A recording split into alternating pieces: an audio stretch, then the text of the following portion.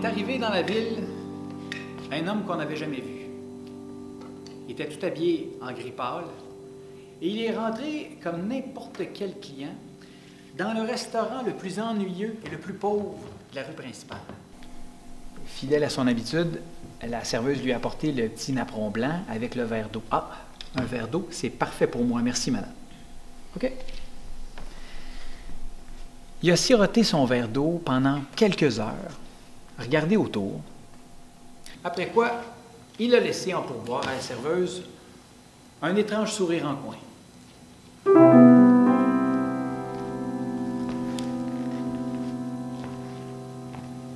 Et il est revenu le lendemain. Même chose. Et il est revenu le surlendemain.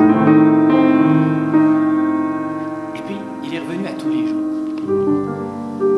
Le même manège, la table du fond, le verre d'eau. Et il a commencé bientôt à parler avec les clients habituels des tables voisines. Il parlait du temps. Le temps qui dure, le temps qui reste, qui passe pas.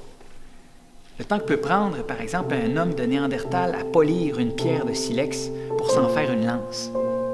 Le temps que peut prendre un autre homme à astiquer, à polir le fin bout d'une fusée qui va lui servir bientôt à aller toucher, mettre le pied, le premier, sur une étoile encore inconnue.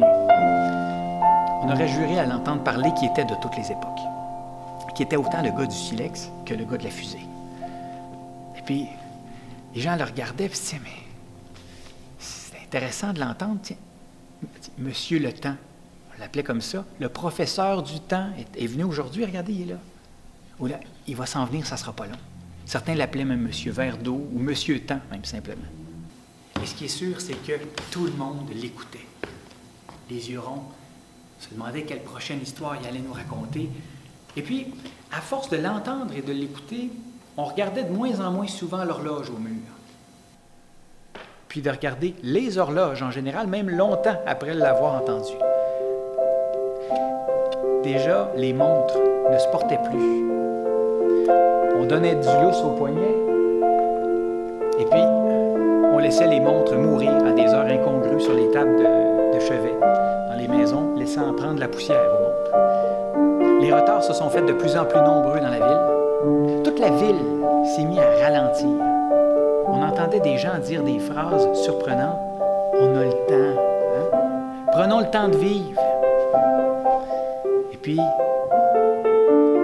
même ces phrases-là étaient dites, imaginez-vous donc, par des banquiers qui se sont faits écrivains.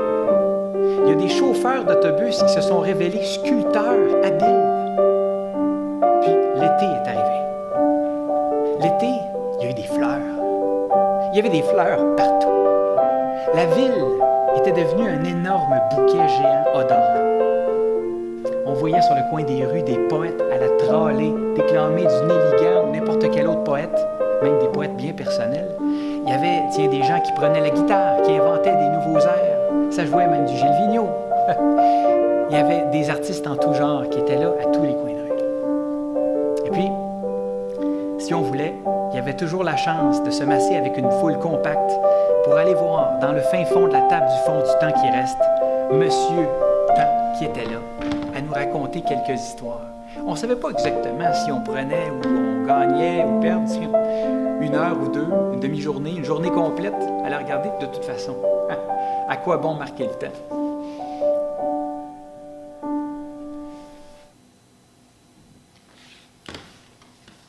C'est à ce moment-là que 3 bijoutiers horlogers se sont entendus pour aller voir le conseil municipal pour les informer de l'alarmante situation. Le miracle était fini. On est allé voir M. Temps et on lui a prié de quitter la ville dans les 24 heures tapant.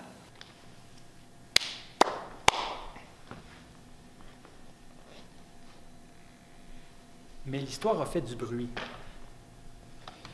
De bouche à oreille, par monts et par vaux, de villes en villages, et il y a eu des touristes. On a fait dans cette ville des affaires d'or.